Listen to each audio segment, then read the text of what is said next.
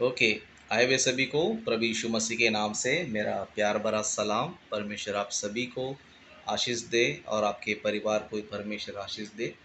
Okay, तो आज के दिन भी हम कुछ बातों को ध्यान करेंगे। ओके, जैसे मैंने कल के दिन कहा था कि आज के दिन भी हमारा यानी कि अ, आज के दिन भी हमारा क्वेश्चन आंसर्स होगा। ओके, तो जो भी लोग क्वेश्चन करना चाहते हैं तो आप सभी लोग अपने क्वेश्चंस को रेडी रखें ताकि अ, आप अच्छी तरह पूछ सके और आपका जवाब भी जो है मैं अच्छी तरह दे सकूं। तो इसीलिए आप लोग जो है ना अच्छे तरीके से, है ना, कोई घाई नहीं करना है, कोई हड़बड़ाना नहीं है। ओके, आराम से आपको पूछना है ताकि क्वेश्चन भी अच्छी तरह समझ में आ जाए और उसका जवाब भी मैं दे सकूं। ओके, तो आप लोग में से जो भी क्वेश्चन करना चाहते हैं तो आप लोग माइक चालू करके कर सकते हैं।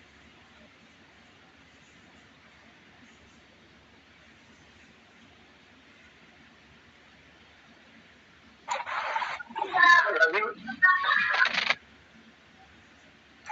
तो जय मसीह की। तो जय मसीह। मेरा एक सवाल है कि जैसा हनोक का पुस्तक और यशेर नामक पुस्तक, क्या वो बाइबल का हिस्सा है और उस पुस्तक से हमें सीखना चाहिए? ये मेरा सवाल है। ओके, हानुक की पुस्तक और दूसरा कौन सा? Yasir Yasir. Yasir. Okay okay okay. Okay, तो ब्रदर जी का सवाल ये है कि हानुक की पुस्तक से और याशार की पुस्तक में से हमें पढ़ने की ज़रूरत है क्या, सीखने की ज़रूरत है क्या?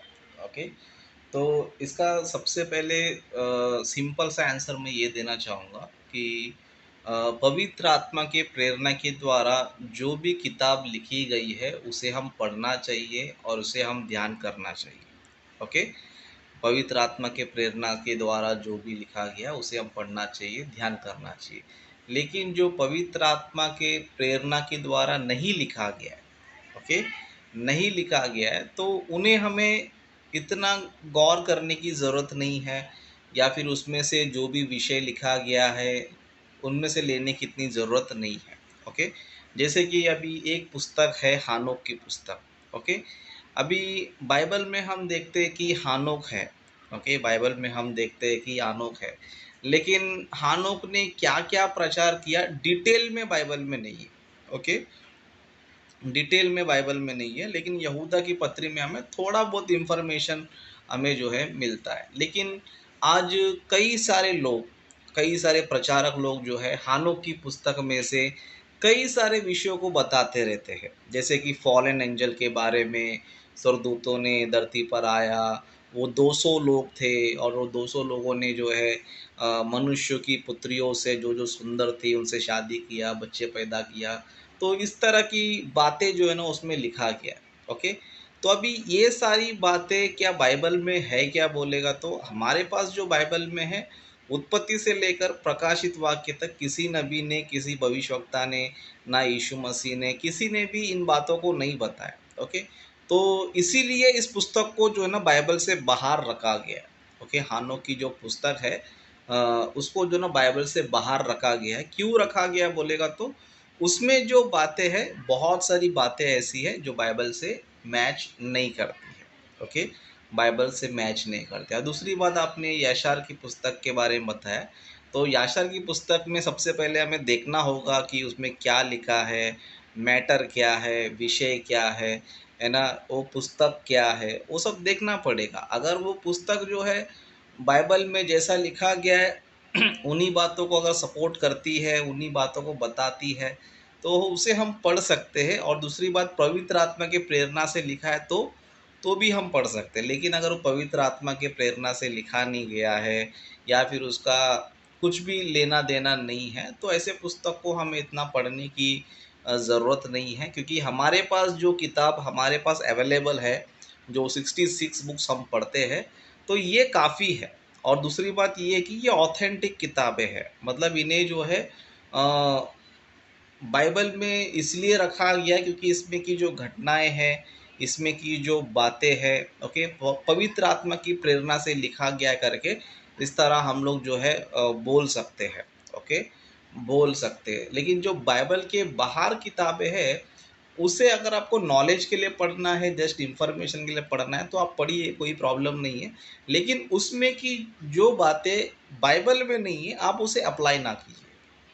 ओके, उसमें जो लिखा गया है, अगर उसमें जो लिखी गई बातें हमारे पास जो बाइबल है उसमें अगर वो बातें नहीं है, तो उसे आपको जोड़ने की ज़रूरत नहीं है, उन बातों को मिलाकर प्रचार करने की ज़रूरत नहीं है। क्योंकि होता क्या है बोलेगा तो संसार में कई सारे लोग कई सारी किताबें लिखते हैं।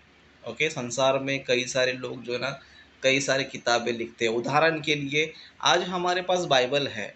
ओके, बाइबल है, लेकिन फिर भी बाइबल के ऊपर कई सारे कमेंट्रीज लिखा जाता है, या फिर बाइबल की बातों को समझ में आने के लिए, बाइबल की घटनाओं को समझ में आने के लिए कहानियों के रूप में भी जो है कई सारी किताबें लिखी गई है। ओके, और कई सारे स्कॉलर्स ने अलग अलग किताबें जो है ना लिखा है। ओके, तो अभी जो स्कॉलर्स लोगों ने लिखा है, जो डॉक्यूमेंट्री लिखा है, या फिर जो स्टोरीज लिखा गया है, या फिर कुछ लोग एक्सप्लेन करने के लिए लिखा गया है, अभी उन किताबों को लेकर हम बाइबल से जोड़ नहीं सकते।